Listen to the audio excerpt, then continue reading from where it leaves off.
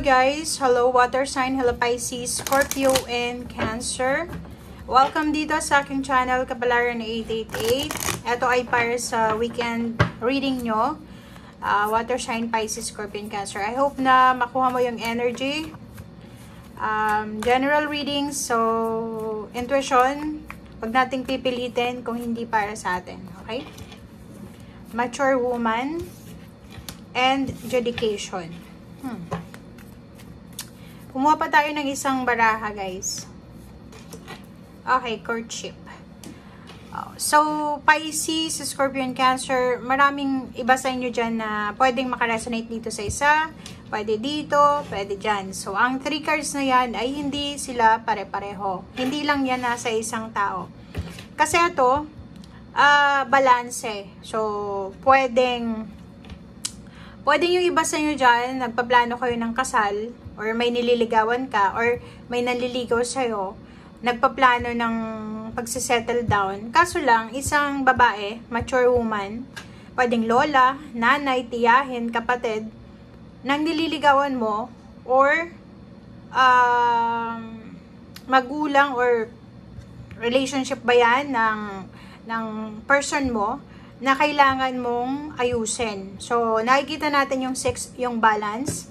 Ibig sabihin, napaka-importante nito na mature woman. Nasa kanyang kamay yung judgment. Siya yung parang makakapag-desisyon kung matutuloy ba yung kasal nyo or parang magiging parte ka ng pamilya nila. Okay? So, dito sa relationship, ganyan yung pangyayari. May kasal na paparating, may kasal na inaasikaso, 'di ba? May nanliligaw, may ligawan, engagement. Meron din ditong parang kaso ng paghihiwalay, divorce, or pwedeng annulment.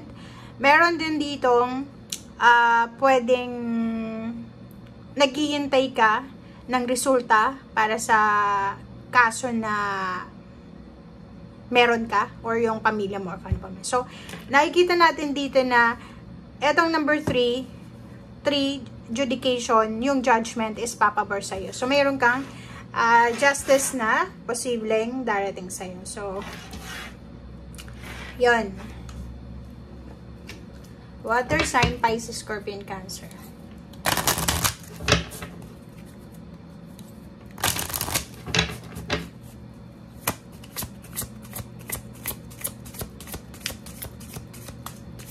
Kumuha tayo dito, guys, ng 2 cards. O, diba? Divine Magic. Wow. Water sign, Pisces, Scorpio, and Cancer. Time to move on. Okay, etong first card dito sa second deck, it's a Divine Magic. Sinasabi na extra magical energy ang nakapaligid para sa'yo sa kung anumang situation ito. So, expect miracles. Wow. So, ano man ang nangyayari sa buhay mo, ano man itong plano mo, ano man ang pinagdadaanan mo, isang hindi inaasahan na milagro ang posibleng darating sa'yo. So, kung hindi ka naniniwala sa milagro, maniwala ka na. Kasi mayroong magic, parang yung spiritual helpers mo, guides, angels, ang posibleng naandyan sa paligid nyo para i-smooth yung situation. So, sinasabi ng baraha sa'yo dito na expect miracles. Maraming milagro, mapa-relationship man. Like, for example, sa relationship, gusto mong magpakasal, pero hindi ka gusto ng parents ng pakakasalan mo, milagro na pwedeng magustuhan kanila, biglang magbago yung ihip ng hangin. Even yung judgment, like kung may kaso kang involved or pamilya mo, ay posibleng magkaroon ng Divine Magic. So, etong Divine Magic is from the universe, to from ating Panginoon and from your spiritual helper. So, expect miracles, guys. Okay? Next is time to move on. So, meron ka din dito, Pisces, Scorpio, and Cancer. Marami kayong mga dapat i-let go na situation. It's either relationship, it's either thoughts, emotion, plans, dreams na hindi na resonated sa panahon ngayon. So, mga plano mo dati, painful na situation, hinanakit, galit, or kung ano man to pag-aalala, it's time to let go and i-welcome mo na yung new beginnings. Okay? Kasi, parang sinasabi ng baraha, waste of time tong ginagawa mo na parang kinikip mo lang yung mga painful na situation, memories, kasi mas lalo kang magiging depressed, madadown ka, mag-aalala ka. So, dito sa barahang to, sinasabi ng baraha na ibigay mo na yan sa ating Panginoon. Okay? Ibigay mo na yan sa Panginoon. Umalis ka na sa old situation. Sikapin mong makaalis dyan para may welcome mo yung new beginnings. Okay.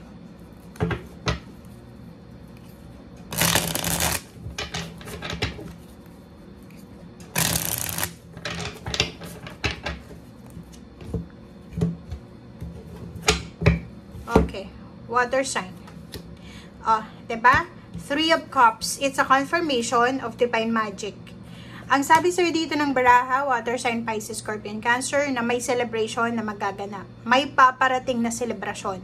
Celebration of happiness, celebration of new life, new beginnings, good health, lahat ng klase ng celebration ito. Okay? So, if ever man na wala kang ini-expect na celebration, expect miracles. May milagro talaga eh. Kahit nasa sobrang hindi ka magandang situation sa ngayon or may pinagdadaanan ka, meron dito na bagong umaga na magbubukas para sa'yo.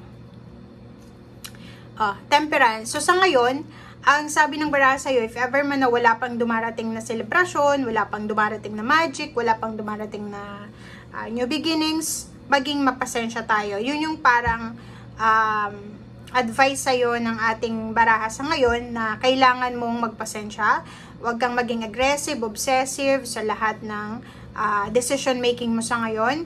Hintayin mo kung kailan ibibigay ito ng Panginoon, itong celebration na to, itong divine magic, or kung ano man tong clarity na sinasabi ng baraha. Diba? It's a double justice, guys. Wow. It's a confirmation. Water sign, Pisces, Scorpion, Cancer. Justice, hustisya, balanse, stability, foundation. Sinasabi ng baraha, freedom.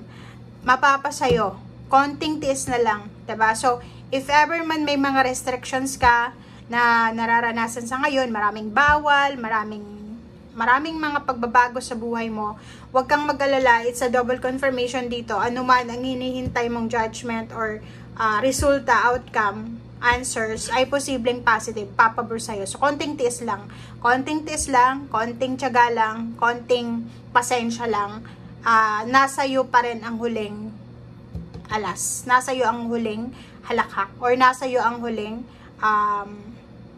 result, positive result, diba? So, yun, sinasabi ng baraha sa'yo dito, may paparating na good news.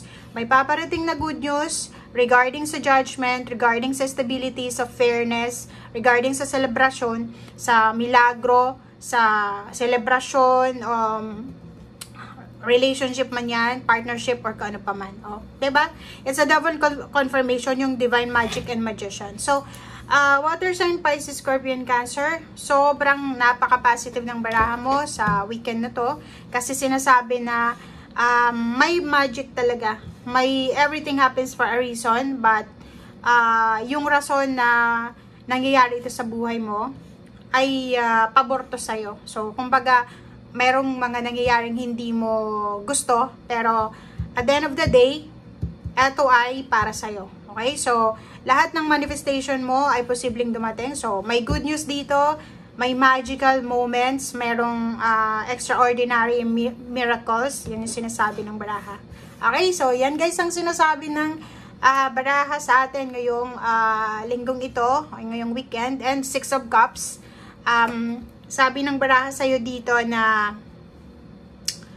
siguro marami kang maaalala from the past na siguro kung ano man ang nangyayari sa'yo sa ngayon, parang naulit lang siya, pero sinasabi ng baraha na yung napagdaanan mo dati, na lampasan mo, na overcome mo, why not now, hindi mo siya ma-overcome. So, expect the unexpected, expect miracles,